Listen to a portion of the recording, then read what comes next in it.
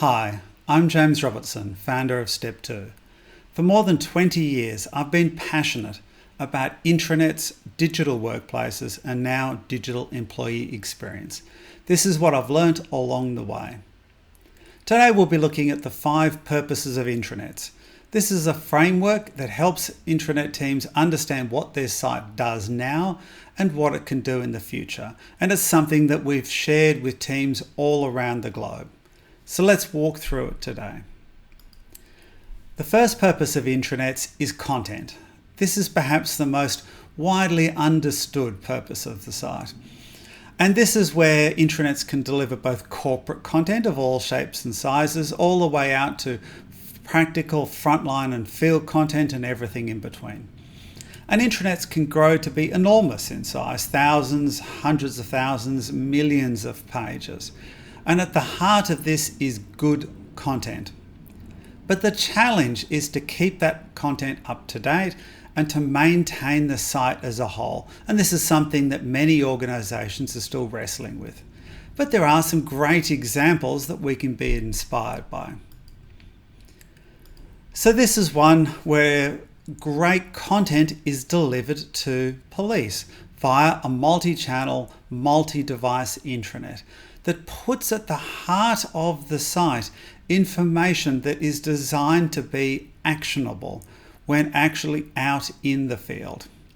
And I think it's really inspiring to show how much value can be delivered just by good quality content. Corporate content as well doesn't need to be dull and boring. And I think this is a great example of showing how practical information like pay and benefits can be delivered in engaging multimedia ways, and in this instance, targeted to an audience that is around the globe.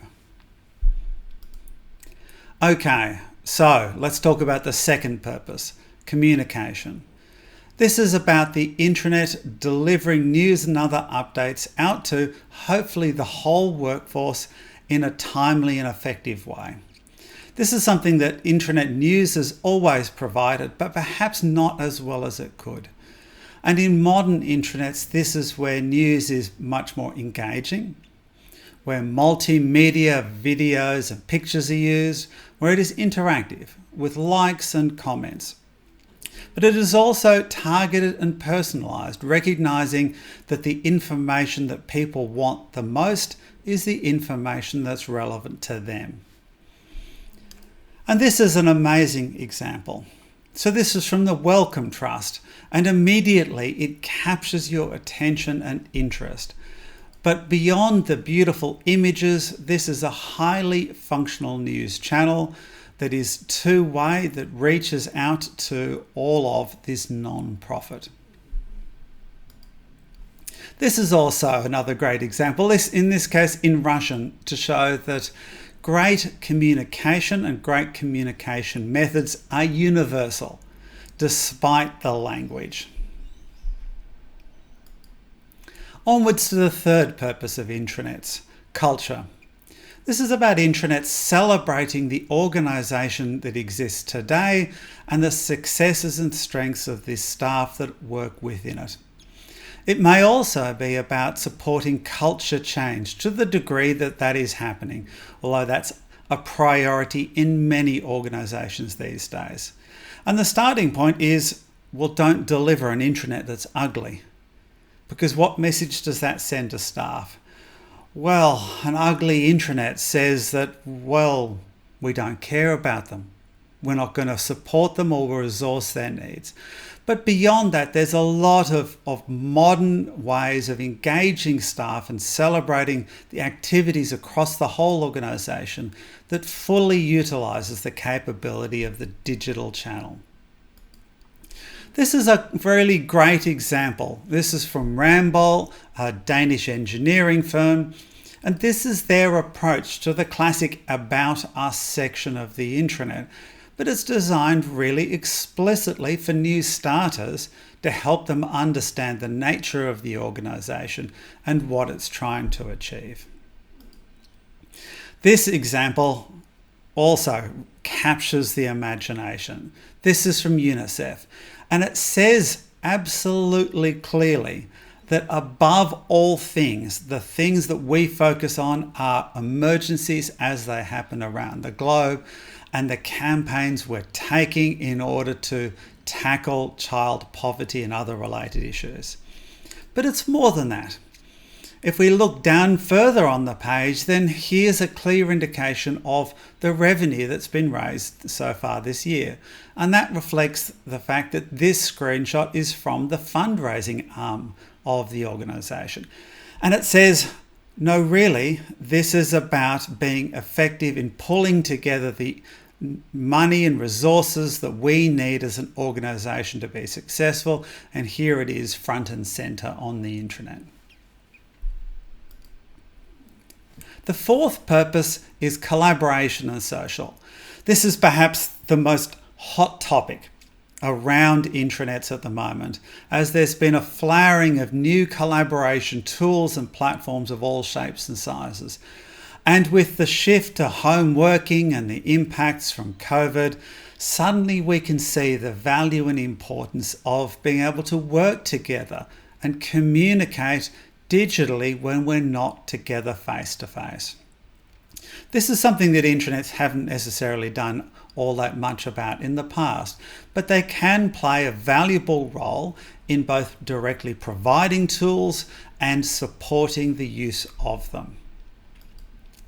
This is an example from Velux, and this is showing how an intranet can provide the resources and support to increase adoption of collaboration tools that sit alongside the platform, as well as helping staff to use them successfully. And there's a whole value that can be delivered in this to support collaboration. But we can go all the way out to what becomes a truly social intranet. And this is where social and collaboration tools are put at the heart of the intranet and baked into the DNA of the site. And this is where content, communications, and collaboration all come together into a single experience. And this is something that a number of leading edge organizations are exploring. And that brings us to the last of the 5 purposes, activity. So this is about the intranet as a place for doing things, not just for reading things.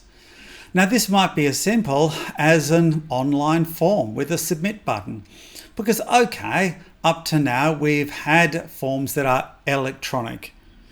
On our intranet we've had a whole list of online forms as PDFs that you download, print, fill in by hand, put in internal post, scan or email, where someone then types it in and then rings you because you've missed a field.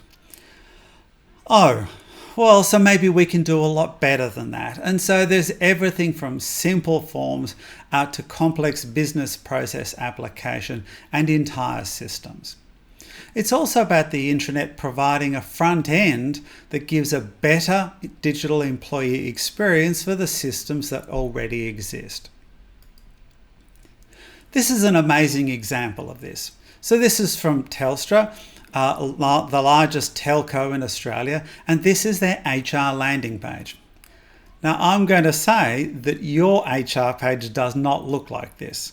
And this didn't come about by chance.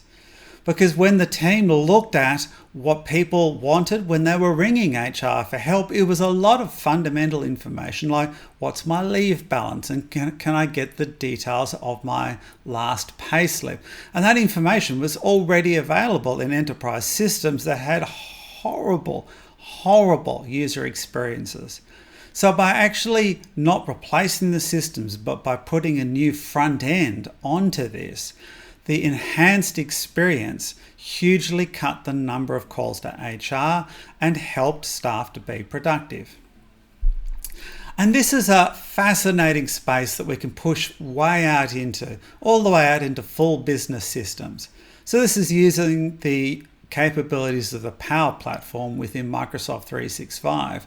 And this is a solution built by gas engineers, by business users, to help them manage the inspection and ultimate correction or improvement of gas infrastructure across Singapore. And this is an incredible example of how intranets can actually be a fundamental tool for getting work done.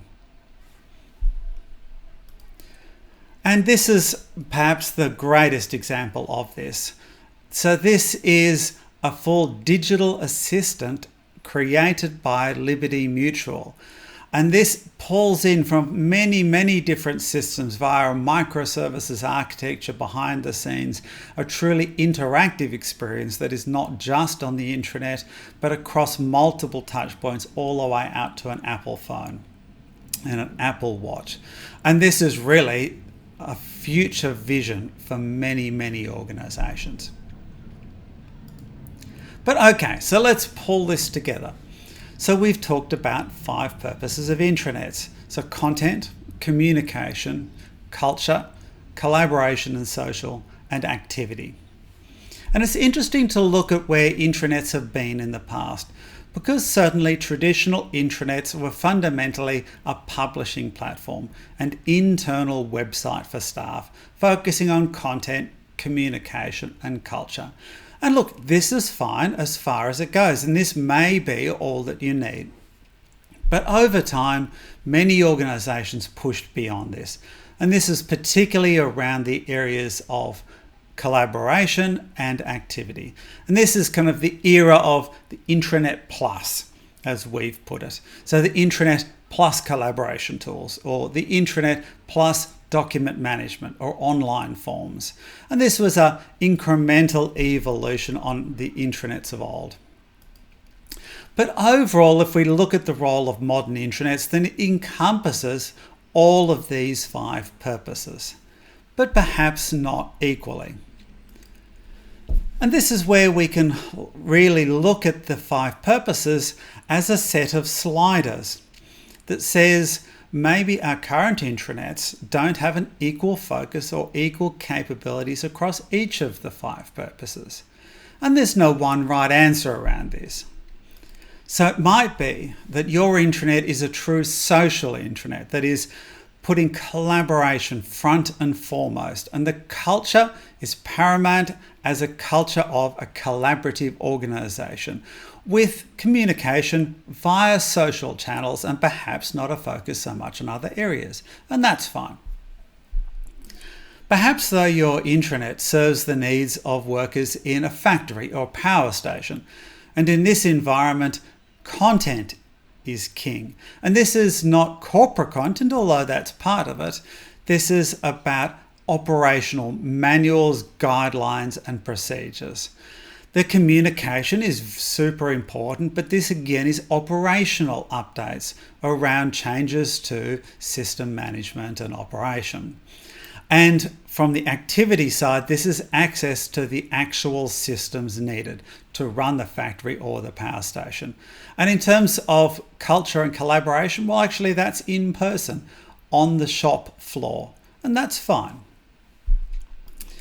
What can then be really useful is to say, okay, look, where am I at the moment? And maybe where do I want to get to?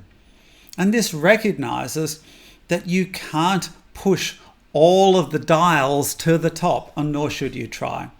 And at any given point, perhaps you should be targeting your resources on making improvements across just several of these. So, how do we use this in practice? Well, first, use the 5 purposes as a framework for assessing where is your intranet currently at and what does it do well, not well, or not at all. And this helps you to do a real health check in a holistic sense around your current intranet. Secondly, use this model to plan the year, maybe 2 or even 3 years of your intranet enhancements and improvements. And this is a lightweight way of looking at intranet strategy. And as touched on before, this recognizes that you need to target your resources. You need to marshal your limited resources and get the best benefit out of that by tackling maybe 1 or 2 areas first and foremost, and then following in behind in later phases number or all of the other 5 purposes.